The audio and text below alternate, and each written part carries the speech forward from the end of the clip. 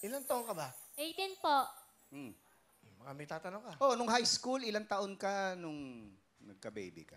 17 years old po, nabuntis po ako. Tapos 17. po, 18 years old po ako nung nanganak po ako. Oh. Yun. Maaga rin. Saan mo dinala yung pagbubuntis Oo. mo? Grabe, di ba? Payat eh. Payat, nag-aaral ka ba? Opo, pinagpatuloy ko po yung pag-aaral ko nung nanganak po ako. Tapos ko po manganak, nag-ano po ulit ako, pumasok po ako. Ano year mo? Second semester po ng grade 12. Anong course mo? Ano po, TVL po, Technical Vocational Livelihood. Cookery po ako. Ano? Cookery. Cookery? Cookery. Lilinawin mo kasi. Medyo mahina. May edad na kami. Mahina pa din na. Cookery. Cookery. Cookery. Cookery. Asan tatay mo, anak mo? Wala po. Paano Iniwan wala? po kami. Wala dito? Iniwan na po kami. Tayo mo na, nabuntis ka, nung bang ikaw ay nanganak, nandun yung tatay ng bata? Wala po. Yung nalaman niya pong buntis po ako, nakipag-usap po siya sa family ko, sabi magsusustento daw po. Nagbigay lang po siya ng halagang 500 po, tapos 500? pesos po, para lang po sa vitamins ko po. Pagkatapos po nun, wala na po. Wala na pong communication. Paano kayo nabubuhay? Tinutulungan po ako ng mama at papa ko, tsaka ng mga ate ko. Ito yung isa pang aspeto ng pamilya, ng family eh. Pagka wala yung ama, yung original family mo susuporta sa'yo. Which is, I'm sure lahat dito nakaka-relate. Yan naman the usual, di ba? Oh, kasi iba-iba talaga ang klase ng pamilya. Merong isang buo na may ama, anak, may ina. Meron namang walang ama, merong walang ina. Meron nga walang ama't ina eh. Lolo't lola lang eh. So yung tatay, hindi mo na nakikita. Hindi na po. Ilan taon na yung bata? 6 months po. Diyos kong bata. Ito pa lang yan. So, kapapanganak mo lang. Opo. Kailan ka nanganak? October 27 po. Di ba Oo. Sige, sino kasama mo? Pinapakilala ko nga po pala ang pinakamaganda at masipag kong nanay, si Nanay Wilma. Hello, Will. Hello, Michael Bay. Hello.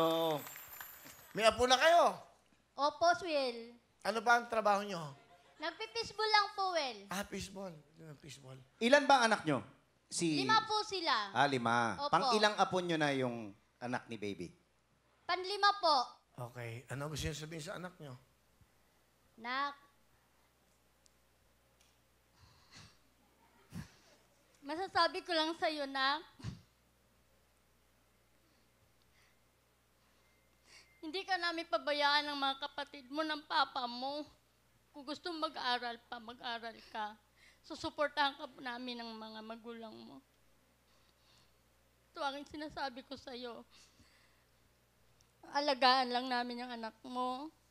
Basta mahal na mahal ka namin, lalo na ng mga kapatid mo. Nakasuporta sa'yo. I love you, Nak. Yun lang po.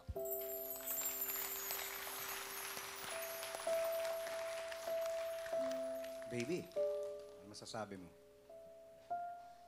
Ma, maraming salamat sa ginagawa mo para sa amin, lalo na po sa akin, para sa anak ko.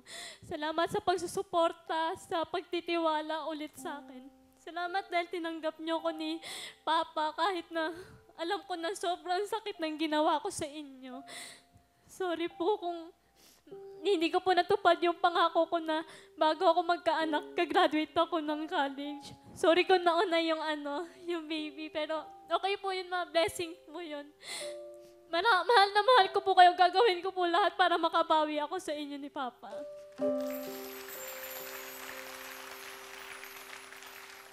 Sa papa mo, may gusto ka sabihin? Ito yung camera. Pa! Sorry. Sorry kung pasaway ako, nagsikreto ako sa inyo ni Mama. Pero mahal na mahal ko po kayo kahit na pinaghihigpitan niyo po kami. Ngayon po, alam ko na kung ba't kayo naghihigpit sa amin. Sorry po talaga, mahal na mahal ko po kayo. Salamat po dahil tinutulungan niyo kami ng anak ko.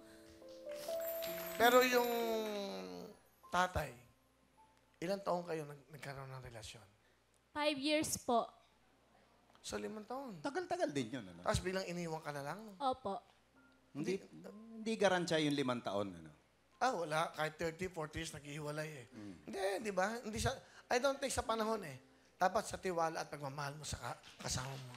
Di ba? Di ba? Tama. Oh, baby. Hello mga kapuso! Ako po si Ipon. Minabati ko unang-una dyan mga kaipo natin, mga kaskwami ko dyan. Nagustuhan nyo ba ang video na to? Marami pa kaming inanda para sa inyo. Mag-subscribe lang sa Wowin YouTube channel. Tsaka, don't forget to hit the, the bell button para lagi kang updated. Yun lang!